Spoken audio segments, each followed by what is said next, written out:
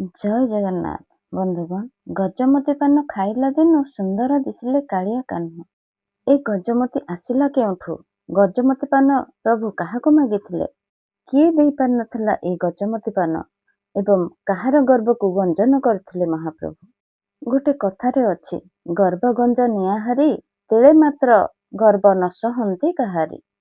ମହାପ୍ରଭୁ ସବୁ ସହିବେ, କିନ୍ତୁ ଗର୍ବ ସହିବେ ନାହିଁ କାହାରି। ସୁଦୂର ଭାଗ୍ୟନଗର ବର୍ତ୍ତମାନର ହାଇଦ୍ରାବାଦର ଜଣେ ଧନିକ ବ୍ୟକ୍ତି, ନାଁ ତାଙ୍କର ଜଗତ ସେଠ। ତିନିଧାମ ଭ୍ରମଣ କରି ଶେଷରେ ଆସି ପହଞ୍ଚିଲେ କ୍ଷେତ୍ରରାଜ ପୁରୁଷୋତ୍ତମରେ। ଯାଇ ଦର୍ଶନ କରିଲେ ମହାପ୍ରଭୁଙ୍କୁ। ଗରୁଡ଼ ପଛରେ ପ୍ରଭୁଙ୍କୁ ଦର୍ଶନ କରି ଶେଷରେ ବାହାରକୁ ଆସି ସେବାୟତମାନଙ୍କୁ ଜଣାଇଲେ ମନର କଥା।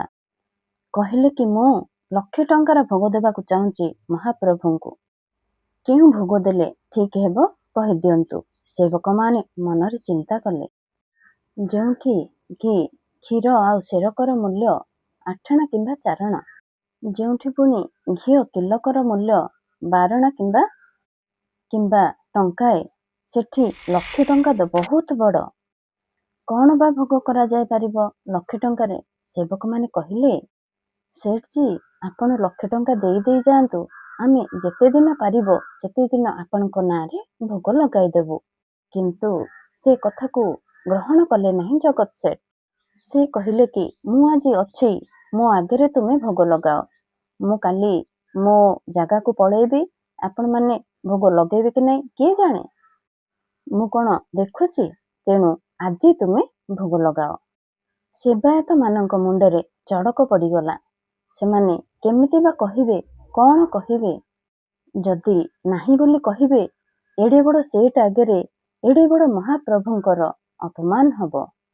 ଯେଉଁଠି ଦାଣ୍ଡ ବଡ଼, ଯେଉଁଠି ଦିଅଁ ବଡ଼, ଯେଉଁଠି ଦେଉଳ ବଡ଼, ଯେଉଁଠି ନିତ ବଡ଼, ଯେଉଁଠି ବେତ ବଡ଼, ଯେଉଁଠି ମାଳ ବଡ଼, ଯେଉଁଠି ପଣ୍ଡା ବଡ଼, ଯେଉଁଠି ଧଣ୍ଡା ବଡ଼, ଯେଉଁଠି ବଡ଼ ଭୋଗ ବଡ଼, ସେ 1,00,000 ଟଙ୍କାଟା ବା ଭଗବାନଙ୍କ ପାଇଁ କ'ଣ? କିନ୍ତୁ ସେବାୟତମାନଙ୍କ ପାଇଁ ତ ସେଇଟା ବହୁତ ବଡ଼। ସେଇଠି ଦ୍ୱନ୍ଦ୍ୱରେ ପଡ଼ି ସେବାୟତମାନେ କହିଲେ, ଆପଣ ଯାଇ ବିଶ୍ରାମ ନିଅନ୍ତୁ, ଆମେ ସକାଳୁ ଯାଇ ଆପଣଙ୍କ ପାଖରୁ 1,00,000 ଟଙ୍କାଟି ଘିନି ଆସିବୁ। ଜଗତ ସେଠ ଖୁସିରେ ଚଳିଲେ। ରାତିଯାକ ଆନନ୍ଦରେ ବିତାଇ ସକାଳୁ ଚାହିଁ ବସିଛନ୍ତି ପଣ୍ଡାମାନଙ୍କ ବାଟକୁ। ସେ ସକାଳୁ ଅପେକ୍ଷା କରି କରି ଦେଖୁଛନ୍ତି, କାହିଁ କୌଣସି ସେବାୟତ ଆସୁନାହାନ୍ତି ଅର୍ଥ ରାଶି ନେବା ପାଇଁ। ଜଗତ ସେଠ ପଚାରିଲେ, ଘଟଣା କ'ଣ? କାହିଁ କୌଣସି ପଣ୍ଡା ତ ଆସୁନାହାନ୍ତି ଅର୍ଥ ରାଶି ନେବା ପାଇଁ। ଗୁମାସ୍ତା ଯାଇ ପଚାରିଲେ ଆଉ କହିଲେ, ସେଠଜୀ, ସବୁ ସେବାୟତମାନେ ମହାପ୍ରଭୁଙ୍କ ଆଗରେ ଗୁହାରିଆ ପଡ଼ିଛନ୍ତି। ଆପଣଙ୍କ ପାଇଁ କେଉଁ ଭୋଗ ଲାଗି ହେବ ମହାପ୍ରଭୁଙ୍କ ପାଖରେ? ଏକଥା ଶୁଣି ଜଗତ ସେଠଙ୍କର ଖୁସିର ସୀମା କହିଲେ ନ ସରେ। ସ୍ୱୟଂ ମହାପ୍ରଭୁ କହିବେ ତାଙ୍କଠାରୁ କେଉଁ ଭୋଗ ସେ ଗ୍ରହଣ କରିବେ। ଏ କଥା ଶୁଣି ଜଗତ ସେଠଙ୍କର ଖୁସିର ସୀମା ଆଉ ରହିଲା ନାହିଁ। ସେପଟେ କ'ଣ ହେଇଛି, ସେବାୟତମାନେ ଗୁହାରିଆ ପଡ଼ିଛନ୍ତି। କିଛି ସମୟ ପରେ କ୍ଷୀଣ ସ୍ୱରରେ ଭାସି ଆସିଲା ସେବାୟତମାନଙ୍କ କାନକୁ। ମହାପ୍ରଭୁ ସେବାୟତଙ୍କୁ କହୁଛନ୍ତି, ତୁମେମାନେ ଯାଅ, ଜଗତ ସେଠକୁ କୁହ, ସବୁଦିନ ବିଡ଼ିଆ ପାନ ଖାଇ ଖାଇ ଆମର ପାଟି ସବୁ ଅରୁଚି ଲାଗିଲାଣି। ଆମ ଭାଇ ଭଉଣୀ ତିନିହେଙ୍କୁ ତିନୋଟି ଗଜମତି ପାନ ସିଏ ଦେଉ। ସେଇ ଗଜମତି ପାନ ଖାଇସାରିଲା ପରେ ଆମେ ତିନିହେଁ ଜଣେଇମୁ ଆମକୁ କେଉଁ ଭୋଗ ଦରକାର। ସେବାୟତମାନେ କିଛି ବୁଝିପାରିଲେ ନାହିଁ, କ'ଣ ସେ ଗଜମତି ପାନ ମାଗୁଛନ୍ତି। ଯେହେତୁ ମହାପ୍ରଭୁ ଶ୍ରୀ ଜଗନ୍ନାଥଙ୍କ କଣ୍ଠରୁ କିଛି ଆଦେଶ ଆସିଲା, ସେବାୟତମାନେ ତୁରନ୍ତ ଯାଇ ପହଞ୍ଚିଲେ ଜଗତ ସେଠଙ୍କ ବାସଭବନରେ। ସେବାୟତମାନେ ଯାଇ ଜଗତ ସେଠଙ୍କୁ କହୁଛନ୍ତି, ହେ ଜଗତ ସେଠ, ମହାପ୍ରଭୁ ଆପଣଙ୍କ ଠାରୁ କିଛି ଗ୍ରହଣ କରିବାକୁ ଚାହୁଁଛନ୍ତି। ଜଗତ ସେଠଙ୍କର ଖୁସିର ସୀମା କହିଲେ ନ ସରେ। କ'ଣ ଚାହୁଁଛନ୍ତି ମୋ ପାଖରୁ ମହାପ୍ରଭୁ? ମୋତେ ଜଣେଇ ଦିଅନ୍ତୁ। ସେବକମାନେ କହୁଛନ୍ତି। ସେବାୟତମାନେ କହିଲେ, ଜଗତ ସେଠ, ଆପଣଙ୍କ ଠାରୁ ମହାପ୍ରଭୁ ଗଜମତି ପାନ ଆଶା କରୁଛନ୍ତି। ଭାଇ ଭଉଣୀ 3 ଜଣଙ୍କ ପାଇଁ ଆପଣ 3ଟି ଗଜମତି ପାନ ଦିଅନ୍ତୁ। ସେଇ ଗଜମତି ପାନ ଖାଇସାରିଲା ପରେ ମହାପ୍ରଭୁ ଆପଣଙ୍କ ଠାରୁ ଆଉ କେଉଁ ପ୍ରକାର ଭୋଗ ଆଶା କରୁଛନ୍ତି ସେ କହିବେ। ଜଗତ ସେଠଙ୍କ ପାଦ ତଳୁ ଯେମିତି ସତେ ମାଟି ଫାଟିଗଲା। ଜଗତ ସେଠ ମନେ ମନେ ଚିନ୍ତା କଲେ, କେତେ ହାତୀ ମାରିଲେ ତାଙ୍କ ମୁଣ୍ଡରୁ ଗଜମୋତି ବାହାରିବ? କେତେ ମୋତି ଆଣିଲେ ତାକୁ ରାନ୍ଧିଲେ ଚୂନ ହେବେ ଯେ ମୁଁ ମହାପ୍ରଭୁଙ୍କୁ ଗଜମୋତି ପାନ ଦେବି? ଜଗତ ସେଠ ସେଇଠି ହକ୍କା ହୋଇ ବସି ପଡ଼ିଲେ।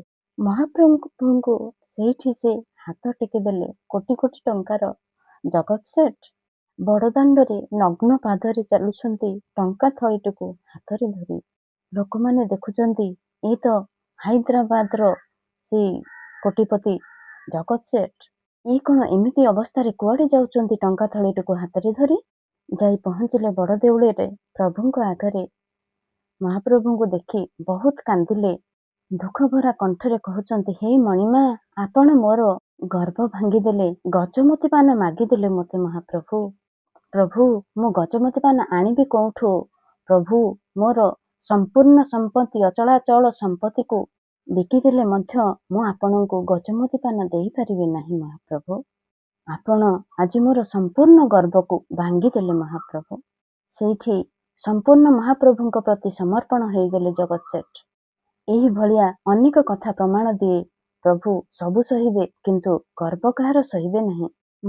ମହାପ୍ରଭୁ 60 ପଉଟି 56 ଭୋଗ ପଛେ ଖାଆନ୍ତି କିନ୍ତୁ ଆଗେ ଗର୍ବ ଖାଆନ୍ତି। ରହୁଛି ବନ୍ଧୁଗଣ, ମୋର ଏହି ଓଡ଼ିଆ ସଂସ୍କୃତି ଚ୍ୟାନେଲରେ ଯଦି ଆପଣମାନେ ନୂଆ ଅଛନ୍ତି ତାହେଲେ ଲାଇକ୍, ସେୟାର, ସବସ୍କ୍ରାଇବ ଆଉ କମେଣ୍ଟ କରିବାକୁ ଜମା ବି ଭୁଲିବେନି। ଜୟ ଜଗନ୍ନାଥ।